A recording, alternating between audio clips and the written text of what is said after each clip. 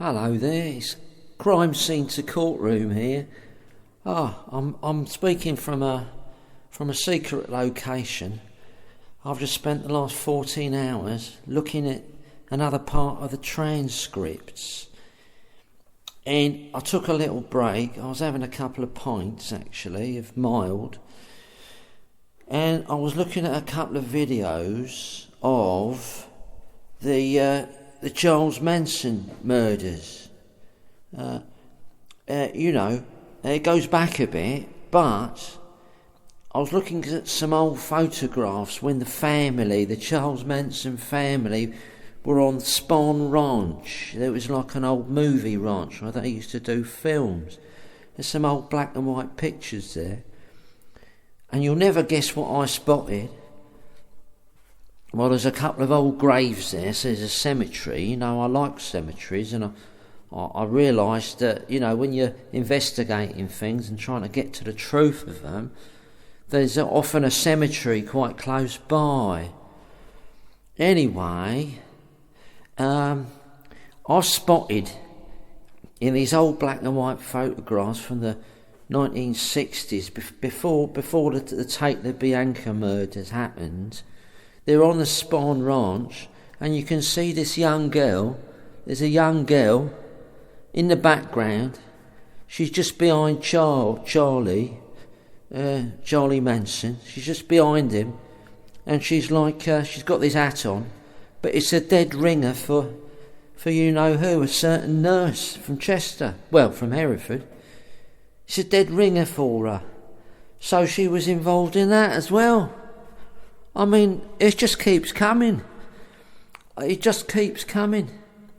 I just heard a couple of minutes of my friend Dewey Evans on a Welsh radio, and he's given old David Davis a proper kicking, like he should. You can't have these people mugging off justice. We've had the justice. They found her guilty. They found her guilty. Two lots of them found her guilty. So that's it. End of story. End of. She's guilty. End of. That's what I always say to people.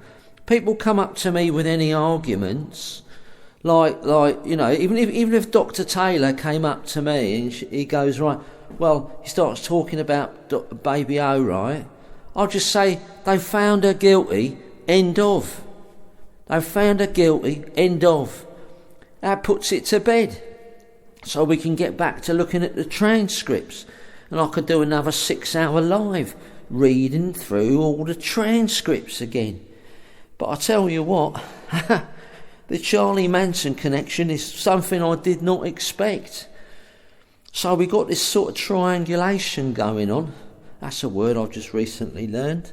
Triangulation between the Essex Boys murders, the Tate LaBianca murders, and the absolute horror that occurred at the Countess of Chester Hospital.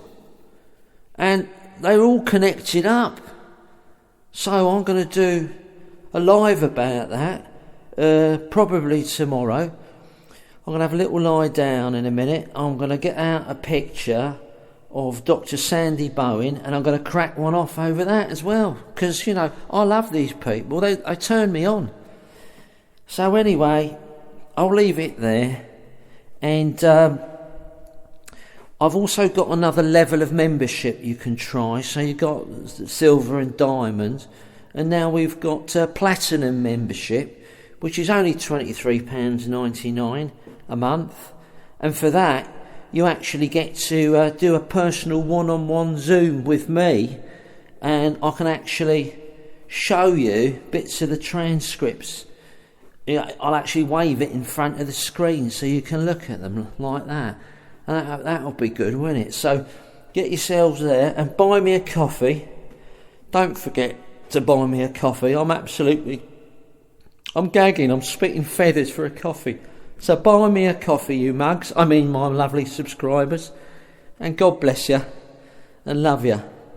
Just remember what big old Pat Tate, his last words were. Do you know what his last words were? Big take down that lane in Rettendon. As he was inside that, I keep saying, his Range Rover. He's in a Range Rover, right, on that cold day. And he says, "Fuck me, it's a fucking nurse coming down the lane. What's she doing here?" And the next thing we knew, they were all brown bread. End of. What I like to say is, if somebody's found guilty, they're guilty. End of. End of. End of. End of.